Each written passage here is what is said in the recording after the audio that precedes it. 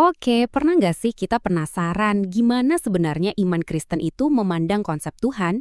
Nah, hari ini kita akan coba bedah doktrin intinya langsung dari sumber teologisnya. Jadi, kita bakal mulai dari tantangan paling dasarnya dulu nih, soal batasan pemahaman kita. Terus kita akan lihat jalan apa aja yang ada untuk bisa mengenalnya, kita coba bongkar apa sih yang diwahyukan, dan kita tutup dengan sebuah ide yang jadi jantungnya iman Kristen, sebuah paradoks. Sip, kita langsung masuk aja ya. Sumber materi kita ini, uniknya, langsung to the point, menyoroti satu tantangan paling utama dalam upaya kita memahami Tuhan. Nah, ini dia pertanyaan besarnya yang jadi fondasi dari semua pembahasan kita. Sebagai manusia dengan akal yang terbatas, mungkin nggak sih kita bisa benar-benar 100% memahami sosok yang tak terbatas? Dan jawabannya, menurut sumber kita ini, wah, lugas banget. Pengetahuan kita soal Tuhan itu jauh-jauh banget dari kata sempurna. Nah, ini nih bagian yang paling menarik. Jadi, menurut teks ini, masalahnya itu bukan soal IQ atau seberapa pintar kita, bukan karena kita kurang teori, tapi intinya ada di kondisi hati, hati yang tertutup yang bikin pikiran jadi gelap. Oke, kalau gitu kan jadi muncul pertanyaan berikutnya ya kan? Kalau dari awal pemahaman kita udah nggak sempurna, terus gimana dong caranya kita bisa kenal Tuhan sama sekali? Nah, untungnya menurut teks ini kita nggak dibiarin dalam gelap sendirian.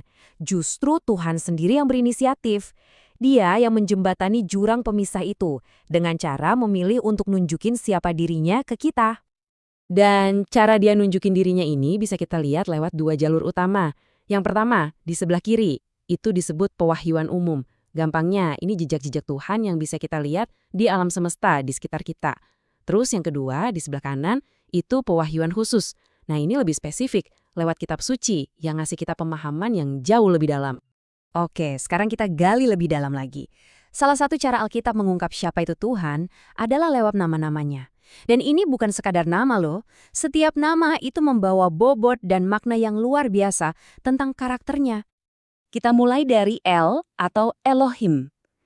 Nama ini yang biasanya kita kenal sebagai Tuhan atau Allah itu menunjuk pada kekuatan dan keagungannya. Ini nama yang kita temukan di ayat paling pertama Alkitab.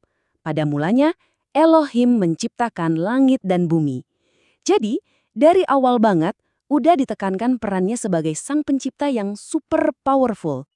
Terus ada juga nama Adonai, yang artinya Tuan atau penguasa.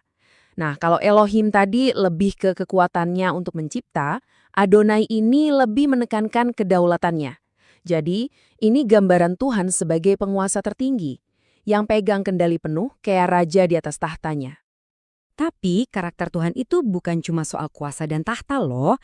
Ada nama-nama lain yang nunjukin sisinya yang lebih personal, yang lebih relasional. Contohnya El Shaddai, yang bicara soal Tuhan yang mencukupi, yang jadi sumber penghiburan. Terus ada Yahweh, ini nama perjanjiannya yang sangat personal. Dan pastinya Bapa, yang nunjukin hubungan yang begitu dekat dan penuh perhatian. Oke, dari nama-nama tadi, kita lanjut ke pembahasan tentang sifat-sifat Tuhan yang paling mendasar. Sifat-sifat yang, ya, cuma Dia yang punya. Jadi, apa sih maksudnya atribut yang tidak dapat disampaikan ini? Gampangnya gini, ini adalah sifat-sifat yang cuma Tuhan yang punya. Nggak ada satupun makhluk ciptaan yang bisa memilikinya. Inilah yang benar-benar membedakan Dia dari segala-galanya. Dan sifat-sifat ini adalah fondasi dari siapa dia. Dia itu ada dengan sendirinya, nggak bergantung pada apapun. Dia kekal, nggak punya awal, nggak punya akhir. Dia juga maha tahu, tahu segalanya. Maha hadir, ada di mana-mana. Dan berdaulat, punya kendali penuh atas alam semesta. Ini semua adalah inti dari keberadaannya. Nah, dari sini kita masuk ke konsep yang mungkin paling bikin kita mikir keras. Konsep yang paling kompleks bahkan bisa dibilang sebuah paradoks besar dalam doktrin ini. Oke, ini dia pertanyaannya. Iman Kristen sama seperti Yudaisme, kan intinya percaya pada satu Tuhan, monoteisme. Terus, gimana dong kita ngejelasin soal Yesus Kristus dan Roh Kudus? Kok kayaknya ada lebih dari satu? Untuk menjawab itu, pertama-tama, sumber kita ini menegaskan fondasi yang nggak bisa diganggu-gugat dari perjanjian lama, Tuhan itu Esa. Satu, ini adalah keyakinan yang jadi dasar dari segalanya. Tapi, dan ini yang bikin menarik, di dalam teks-teks kuno yang sama, ternyata ada juga petunjuk-petunjuk tentang adanya pluralitas di dalam keesaan itu. Contoh paling klasik, di Kitab Kejadian, Tuhan berfirman, "Baiklah, kita menjadikan manusia." Nah loh, penggunaan kata kita ini jadi bahan diskusi teologis ribuan tahun.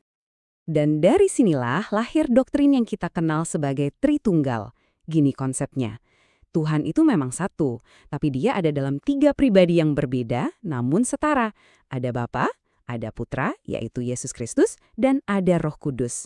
Satu esensi ilahi, tapi dalam 3 pribadi. Kunci buat memahaminya itu ada di keseimbangan. Coba bayangkan kayak timbangan.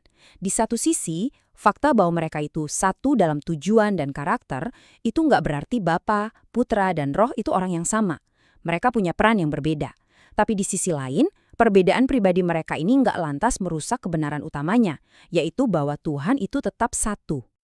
Jadi kita tutup pembahasan kita kali ini dengan sebuah pertanyaan buat direnungkan. Konsep Tritunggal ini bukan cuma sekedar formula teologi yang jelimet.